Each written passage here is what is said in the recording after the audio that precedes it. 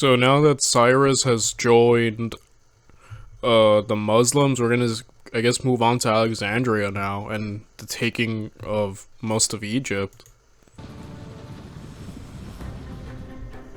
After the fall of Babylon to Rashidun forces in December 640, Amr ibn Alas kept his army stationed in the area for a while, dispatching word to Caliph Umar of his triumph and requesting permission to continue the conquest towards Alexandria. This pause also gave his army a much-needed rest. In Constantinople, the elderly and sickly Emperor Heraclius reacted to the latest Muslim victory by ferrying several thousand more imperial reinforcements to Egypt over the Mediterranean. They had clear orders: protect Alexandria at all costs. Upon making landfall at the provincial capital, these reinforcements and the existing Alexandrian garrison, possibly under Theodorus's command, began working to strengthen the city fortifications and fanning out to defensible positions en route to the city. Reports of these preparations made it south to Amr. At about the same time, a messenger arrived from Arabia with the Caliph's order to advance and seize Alexandria. So, leaving a small garrison to hold down Babylon and keep the Memphis region in check, Amr gave orders for his men to break camp. The 12,000-strong Muslim army headed northwards in February 641. Marching along the Nile Delta's western fringe, immediately adjacent to a familiar desert climate, the Muslims overcame light Roman resistance at Tanut and Qaum Sharik before turning northwest away from the river. After subsequently capturing Sultaeus, Amr then won a bloody victory at Kion, just 12 miles away from Alexandria, and chased the defeated Roman forces to the city's eastern approach. The march to the sea had taken just 22 days. Alexandria had been built by Alexander the Great and his Ptolemaic successors on a relatively narrow strip of land, bounded to the north by the Mediterranean Sea and in the south by Lake Mayotte. Since the main transportation routes ended east of the city, the only truly vulnerable approach was the northeastern one. The Muslims made camp outside weapon range and then deployed for battle, slowly advancing towards the recently reinforced Alexandrian walls. Unfortunately for Amr, such a careless preliminary move allowed the expert Roman artillerists to disrupt and scatter his units with volley after volley of massive catapult stones. This bombardment sent Amr and his warriors back to camp, dodging missiles all the way. Such attacks continued with intermissions, and in these intermissions, the Roman defenders would instead launch sorties out of the city and attack the Muslim army, aiming to throw it back and end the siege. Despite the ferocity and competence of the men carrying them out, these attempts failed consistently and ended up being pushed back into the city. Yeah, it amazes me how much of Egypt they already have. Just all the fortresses. Like, Alexandria seems to be the last bastion. I mean, there's more, I'm sure, but, like, you know what I mean. It seems like the main one, you get me? Due to just its significance, right? And so far, I'm really liking following Amr. He's definitely different from Khalid. He's definitely more prone. Like, Khalid's basically just perfect in every way imaginable, but as a person, as a general. But Amr definitely skilled and great so far, but, like, he's definitely, like, last video, you know, he needed, like, assistance a lot from even people helping him, like, that second fortress that was behind him that he wasn't aware of, that he needed to go, taking advice from fellow, you know, commanders and how to take, you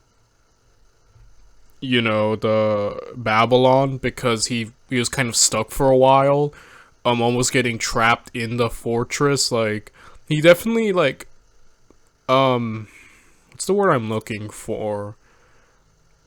He's definitely different from Khalid, you know, he seems to get himself a bit more into sticky situations, but he seems to always prevail through some aid or, like, cunning. So, like, I find him definitely an interesting figure to follow, and I'm kind of glad that he's kind of, like, the guy so far we're following. He seems to be the new main character of the series after Khalid's gone. So I find him interesting and kind of funny, like in terms of his underhandedness, like straight up ignoring Umar's orders of taking Egypt, you know. So like I don't know, I find him like interesting and just like I don't know. I'm glad we're following him, you know. Like I just find him a very interesting guy. At some point during the first months of indecisive action, the defenders sorted out against a section of the front manned by the Arabian Mara tribe, and a fierce clash began. It seems to have concluded as an indecisive draw, but the Mara lost a man whose head was subsequently cut off and taken away by the Romans, much to the Arabs' fury. The next morning, the same thing happened. A Roman officer, probably made confident by the previous day's action, launched an attack on the Mara, but this time the outcome was very different. After being killed in the fighting, his head was taken by the Arab warriors and used as a bargaining chip to get their comrade's head back. After a brief negotiation, both sides made an That's funny. What goes around comes around, right? exchange and buried their kinsmen with honors. At the height of summer, Yeah, I haven't heard of we never heard about negotiating over heads before. That's like the first time in this entire channel we've seen that. So I find that beyond funny. around 2 months after Amr initially constructed his camp, the Sami tribal commander decided to shift it forwards for reasons which we are not aware of. However, as his forces were moving, the Roman defenders sensed an opportunity and mounted a daring cavalry attack, which nevertheless was easily repulsed. A reckless Muslim cavalry detachment set out in hot pursuit of the fleeing Romans, and actually got inside the city just before the defenders could close the Holy crap, they got in. gates behind them. Heavily outnumbered, they fought a fierce skirmish at the so-called Church of Gold, in which some of them were killed and the rest were pushed out of Alexandria. Heraclius, who maintained constant contact with Alexandria, was all too aware that the Muslims were gaining momentum. Worried that all of Egypt was about to be lost, he gathered a formidable army across what remained of the empire, together with equipment and supplies. Just before this giant emperor-led relief armada was about to set sail, Heraclius died. Yeah, the dude was like he was already sick enough that he couldn't lead the army personally at Yarmouk. Like, no way he was gonna lead that, go to Egypt, you know? But man, Heraclius kinda sucks though. Like, his reign saw him battling the Sassanids, right? Managing to drive them off, only for the Muslims to show up and basically take Syria from him, and now Egypt, like... That kind of sucks. Not a fun reign to go through, right? Died in Constantinople at the age of 66, leaving his eldest sons, Constantine III and Heraclonus, as joint heirs. This initiated a round of imperial politicking which didn't allow the empire to react at the worst possible moment. As senior emperor, Constantine attempted to get a hold of the increasingly dire situation in Egypt. His untimely death only a short time later derailed those plans entirely. If that wasn't bad enough, some Byzantine generals, including one Valentinus, took up arms in support of Constantine's son, Constans II, believing that Heraclonus' mother, Martina, had poisoned Constantine. So yeah, once again, the Romans are doing what they do best and like turning on each other and becoming self-destructive, especially now at a time when they need to be more unified than ever. Oh man, Rome, never change Rome. This dynastic struggle would not conclude until late 641, ensuring that no reinforcements would be sent to Alexandria. Politicking also infected the soldiers defending the Egyptian capital, causing infighting and massive morale loss. When the siege had dragged into its 6th month with no sign of ending, Amr received a letter from the Caliph chastising him for taking so long. So, after conferring with his generals, Amr selected the experienced Ubadah bin as-Samit to lead an assault. In late October 641, the entire Muslim army assembled for midday prayer and then deployed for battle. Then, led by Ubadah, Amr's forces finally captured Alexandria by storming a gate near the Church of Gold. Of Muslim achievements to this point, 20 years since Hijrah, the seizure of Alexandria ranked alongside events such as Yarmouk and Al-Qadisiyah in its importance. It is, like, taking Alexandria, a city so rich in history and just, like, culture, a great achievement. That's, like, the main place of Egypt right now, right? So, again, and they just took it. They were like, alright, just win for it. Wow. Caliphate acquired an invaluable naval base while diminishing Roman sea power, and conquered a land of immense riches and culture.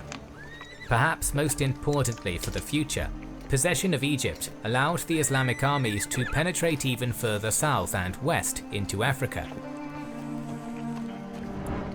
The wealth, beauty and luxury of Alexandria ensnared the Arabs and their general in equal measure, but Amr could not make his headquarters there without the Caliph's permission. So he sent an emissary back to Medina, asking Umar whether or not he could stay in the metropolis. Yeah, he did take Egypt, but then again, I've been saying that I feel like Ammar and Umar are about to straight up have like a conflict at some point. Like, I feel like they're butting heads a lot. Probably Umar misses Khalid. I would, you know, at this point. But yeah, this is such a great opportunity. Now Rome is falling apart with their court politics. Egypt, a land so rich in history and wealth, is now under the, you know, the Muslim banner. So yeah, things are still going incredibly well. Unfortunately for the conqueror of Egypt, one of the Rashidun ruler's many quirks was the absolute contempt and distrust in which he held large expanses of water, such as the Nile. The single occasion on which Umar allowed one of his commanders, a governor of Damascus known as Muawiyah, to embark on a naval operation, the entire force had been destroyed. So Umar refused Amr's request, explaining, "I do not wish the Muslims to take up their abode where water intervenes between them and me in winter or summer." So he really distrusts water. Interesting. These guys butting heads is like the funniest thing to me. Like, they're both so strong personalities, so I'm like wondering like how this is all gonna end up. Disappointed, Amr moved south and laid the foundations for his new city, the first capital of Islamic Egypt, Misr al-Fustat, the city of the tents, or Fustat for short. The country's new governor was occupied for the next few months attending to the administration of the Caliphate's newest territory. As 641 gave way to 642, Amr settled grievances among his warriors and the locals, revitalized previously abandoned pieces of infrastructure, including canals, and even dispatched food aid to famine-ridden Medina at Umar's request. To extinguish any remaining embers of resistance against Muslim rule, Amr sent out 3 columns to the areas around Damietta, Heliopolis, and Fayum, while a 4th ensured that the remainder of Lower Egypt was obedient. All of them had an easy time, accomplishing their task without bloodshed by mid-642. With Egypt firmly in his grip, the adventurous Amr ibn Alas turned his focus towards a Christianized Nubian kingdom called Mercuria to the south. Mercuria, ruled by a king called Kalidurit from his great citadel at Dongola, was a rising and expansionist power in sub-Saharan Africa. In fact, its monarch had only recently annexed a former regional rival, Nobatia. A literate society with a vibrant culture of their own, the Nubians were renowned as hardy, ferocious warriors. In particular, their formidable reputation for horsemanship and archery was known around the Mediterranean world. At some point during the scorching African summer of 642, Amr sent his cousin Uqba bin Nafa and 20,000 horsemen into Nubia, where they quickly began suffering at the hands of the local inhabitants. Unable to resist the Muslims in a pitched battle, lethal but unarmoured Makurian archers, mounted and on foot, launched constant hit-and-run attacks which gradually sapped Uqba's strength before darting back unharmed into the wilderness. This is like a guerrilla war. So what, then the Nubians? Numians? This group seems interesting in that they're relying on, you know, guerrilla warfare, which the Muslims haven't had to deal with yet. You know, they seem to be really skilled in horsemanship, which again has been a big advantage for the Muslims as well, and archery, which has done a lot of damage towards the Muslims in the past. They seem like they could be a potential thorn. I don't know if they could actually straight up resist, but they seem like they could be a huge thorn, you know. As the Islamic army pushed deeper into Nubia and encountered guerrilla-style attacks in increasing numbers and ferocity, the hawk-eyed Makurian archers would frequently call out to the Arab invaders, "Where would you like me to put an arrow in you?" When one of the Muslim warriors skeptically pointed at an area of their body, our sources state that an arrow would indeed strike there, injuring or killing the man in question. When Uqba... That's insane. Dude, Uqba is like probably... He should get out. I don't know, things aren't going well. I think he should get out quickly. And his diminished forces finally neared the Makurian capital at Dongola, they found a smaller enemy army of around 10,000 waiting for them, forced into defending their central city by Uqba's movements. Eager to destroy the Nubians' fighting potential now that he had them all in one place, Amr's cousin began arraying his troops for battle. Okay, so the hit and run things were devastating, but I will say now that Uqbar's got the Nubians, I'm sorry if I'm getting that wrong, but I'm just gonna keep going with that. Now that he's got the Nubians in one place, like he said, that seems much more advantageous, because when they're just freely around the area, hidden running, it seemed like that's their best go-to, but now that they have to participate in a pitched battle, that seems like it could be... It's much better for the Muslims, who so far have been more used to fighting enemies like that. Though I will say, though, Uqbar has definitely lost. Seems like he's close to breaking point, if these cracks are to be believed. So I'm not sure that's a good thing, but still, I don't know. Doesn't seem to have any cavalry, though I'm wondering if there's going to be an ambush right now, because there just seems to be a ranged fighting force here on the enemy side. As the Muslim advance towards Kalidurat's line began, it was almost instantaneously hit by an utterly merciless barrage of Makurian arrows that struck the attacking army with pinpoint accuracy. Holy crap. Uqba's assault was stalled in its tracks by the hail of missiles just as soon as it began, and his soldiers, 250 of whom had lost at least one eye in the battle, suffered terribly. Unable to close with the Nubian archers and swiftly losing men to grievous injury, Uqba withdrew his warriors from the field. Forever after, Muslims would call the Nubians the Archers of the Eye because of their penchant for loosing arrows with deadly accuracy into the eyes of their enemies. Unwilling to continue... That's insane. The Nubians really just have guns. Like, with how great they are with archery, they're basically as close to having guns as you can, right, at this point in history. So... Oh my goodness. Continue such a difficult campaign in a land which promised them little gain from plunder or future land. The Muslims continued retreating all the way back to Fustat. Wix. Although not... Man, the Nubians might be the first people to actually straight up resist the Muslims and like get a win over them. It's actually a decisive defeat. An army of the Caliphate had been defeated for one of the first times in history.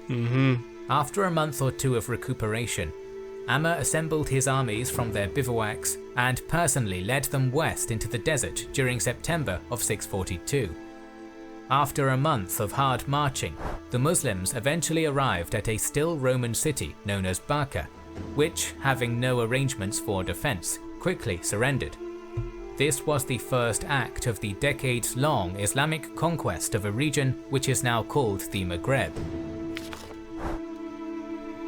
Amr had Uqba ride inland from the coast, where he successfully pacified the area of arid desert between Barca and Sawila without violence.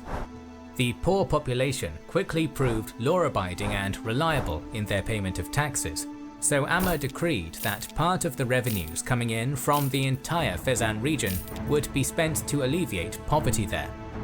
Wow. Then in spring 643, the Muslim army advanced on and blockaded the Roman garrisoned city of Tripoli.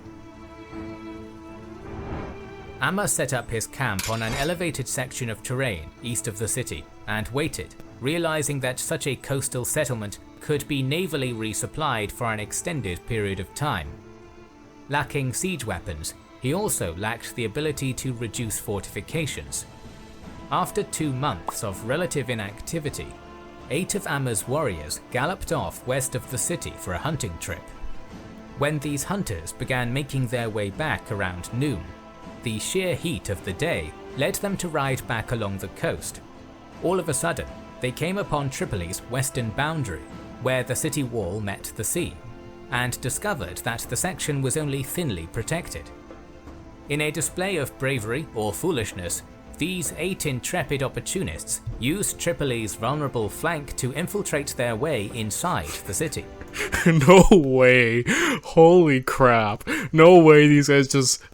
8 of them just happened to see this and go in and open. That would be insane if they pulled this off. Holy crap.